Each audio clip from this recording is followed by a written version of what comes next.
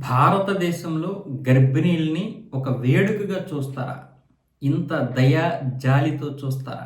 నిజంగా నేను ఆశ్చర్యపోయానని చెప్పి రష్యాకి చెందినటువంటి సోఫియా అనే ఒక ఆవిడ ఇప్పుడు ఒక సోషల్ మీడియాలో పోస్ట్ పెట్టింది.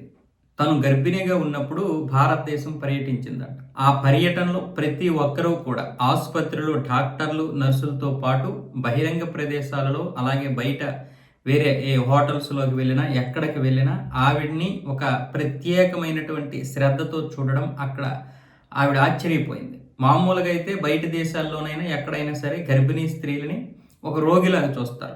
రోగి అంటే ఆవిడ ఎప్పుడు ఏదో ఒక నొప్పులతో ఉంటుంది కాబట్టి ఒక రోగి అంటారు పేషెంట్‌ని.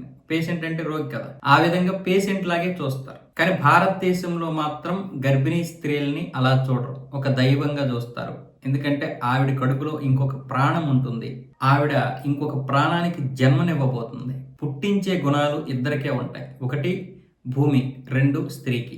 ఈ విషయం గురించి మన వేదాలు, ఉపనిషత్తులు, మన పురాణాలు, మన యొక్క భగవద్గీతలు ఎప్పుడో చెప్పారు. కాబట్టి మనలో ఉన్నటువంటి ఆ గుణాలు ఎప్పుడూ కూడా అలాగే ఉంటాయి. కాకపోతే ఈ మధ్య కొంతమంది మృగాలు వచ్చారు.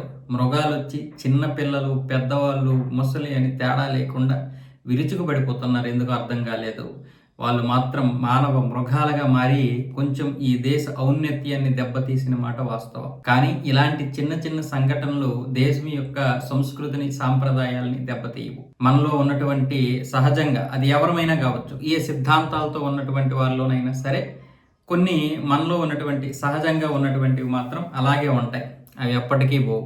ఆ విధంగా మనం గర్భిణీ స్త్రీలను కానీ, వృద్ధుల్ని కానీ, మనం చిన్నపిల్లలు కానీ గౌరవించేటటువంటి విధానం, అలాగే తెలియనటువంటి అపరిచితులకి మనం ఇచ్చేటటువంటి గౌరవం కూడా ప్రపంచ దేశాలు కొనియాడుతుంటాయి.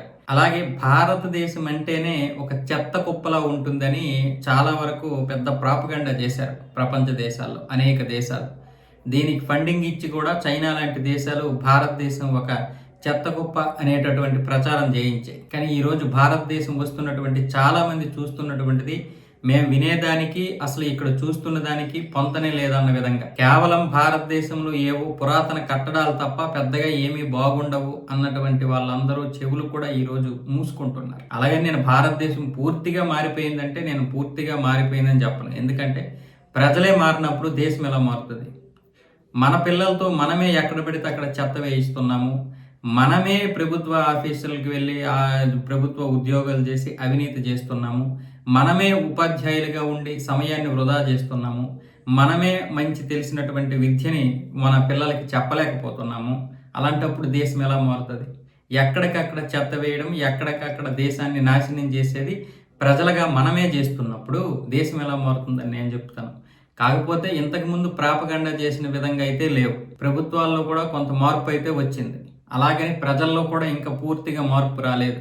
100కు 100% కాకపోయినా కనీసం 80% అయినా మనలో సివిక్ సెన్స్ లేనప్పుడు ఏ దేశమైనా ఏం బాగుపడుతుంది పూర్తిగా? కాకపోతే ఇంతకుముందు వాళ్ళు చేసినంత ప్రాపగండా భారతదేశంలో లేదని మాత్రం నేను చెప్పగలను.